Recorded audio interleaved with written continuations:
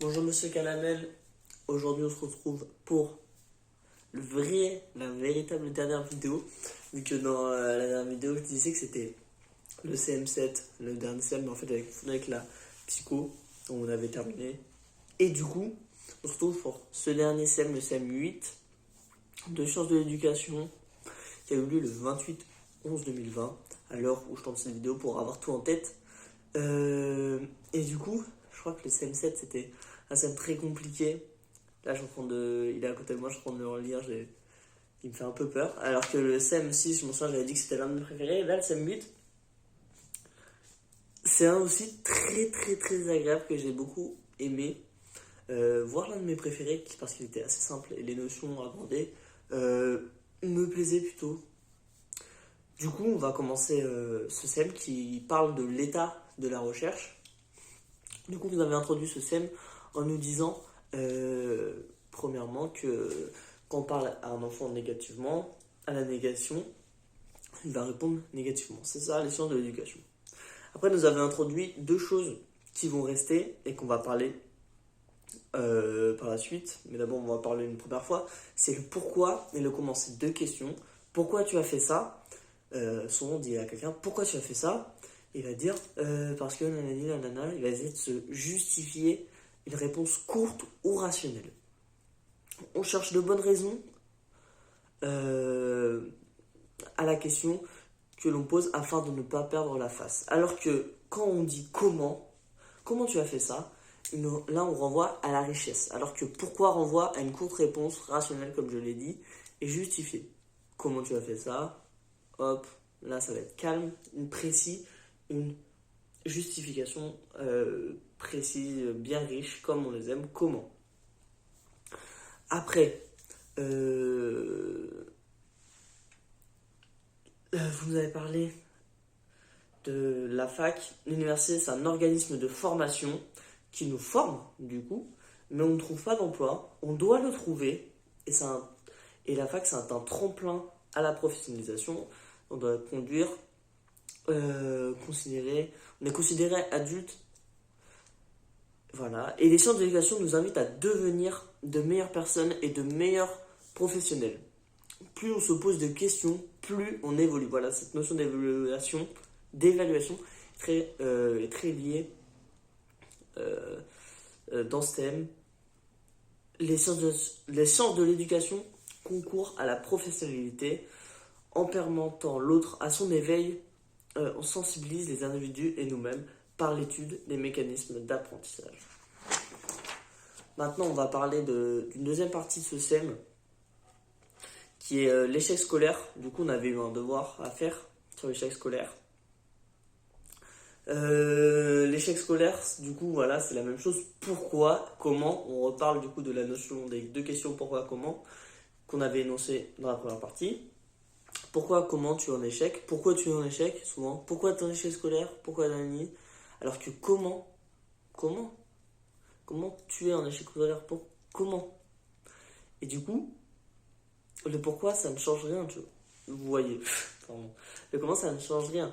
Alors que, imaginons, on pose une liste, comment le ministre, il pourrait intégrer ces personnes. Alors, pourquoi il y a des gens en échec scolaire? Alors que comment le ministre, il va pouvoir les intégrer? Voilà.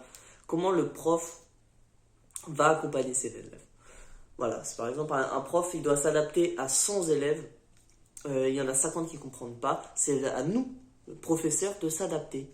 Du point de vue prof, c'est contribuer à la réussite de l'étudiant. Et du point de vue de l'étudiant, c'est comment s'appuyer sur le prof pour réussir lors d'un examen. Enfin non, hors examen. C'est différent d'un examen, ça. Les recherches s'intègrent majoritairement sur les élèves et les étudiants, alors qu'il n'y a aucune recherche sur les profs et leur pédagogie. Le rôle de l'école et du prof doit viser à la transformation des gens en plus juste. Toujours cette notion d'évolution encore, on y retourne. Vous nous avez aussi parlé du livre Les vraies richesses de Jean Giono. Après l'échec scolaire, on en a encore un peu reparlé, mais on a passé de la réussite contre le bonheur La formation tout au long de la vie, on en a besoin en permanence. On attend de la recherche et de l'éducation qu'elle contribue de façon importante et constructive à la construction de cette société. Et après, vous nous avez parlé de 2 scénarios, avant de conclure, de 2 scénarios, le scénario de conflit et de collaboration. Un scénario de conflit, c'est une idée, une image pessimiste de l'avenir. Les 3 groupes concernés par une recherche, les chercheurs, les décideurs et les praticiens. Ça repose sur 3 groupes. Et du coup, qu'est-ce qu'un chercheur Les chercheurs s'engagent dans la recherche sans considérer les contraintes. Et voilà, c'est ça. C'est ça qui fait que c'est pessimiste.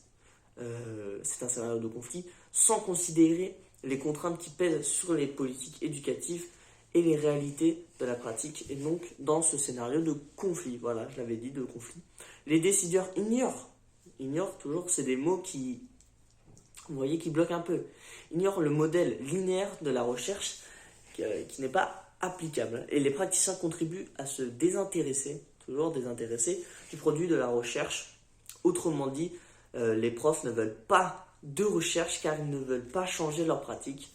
Pas de partenaire possible, pas de partenariat possible, un conflit inévitable va arriver. Alors que, autrement dit, dans un autre cas, le scénario de la collaboration porte sur les espoirs de la collaboration. Les chercheurs reconnaîtront et aussi d'être sensibles aux conditions et aux besoins et aux attentes des autres groupes. Les décideurs doivent comprendre et admettre, mais aussi soutenir l'idée d'un savoir indépendant et qui est critiqué à leurs égards. Les praticiens se rendent compte que la production des connaissances par la recherche n'est pas un produit artificiel, voire menaçant pour eux.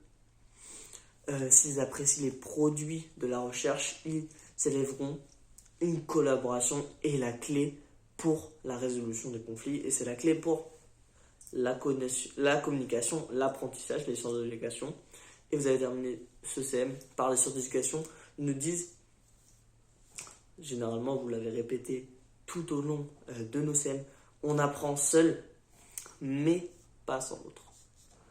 Voilà. Donc, après vous avez parlé aussi, vous avez terminé votre CM, et après on avait aussi un TD, du coup le TD numéro 8 avec vous, mais c'était les oraux. Je vais faire un bref résumé. J'étais passé à l'oral, mais j'ai quand même intégré ma prestation. J'avais hésité entre montrer ce que c'est un professeur et demander je voulais passer et faire dicter quelque chose à l'oral aux élèves, du coup à mes camarades de classe, dire vous allez noter ça, c'est ça, et après faire une cassure en disant oui, je vais tout vous expliquer et bien sûr les intégrer, les stimuler, faire une différence entre ces deux mondes, entre ces deux professeurs. Mais plutôt j'ai choisi quelque chose de plus simple. J'avais choisi de montrer avec Nathalie Heinich, du coup, qui avait travaillé sur la notion de raté. J'avais parlé de la faute, l'erreur et l'échec avec avec un exemple, avec un groupe d'exposés, voilà. Et du coup, un élève qui travaillait, qui faisait un exposé et qui ratait cet exposé. Voilà.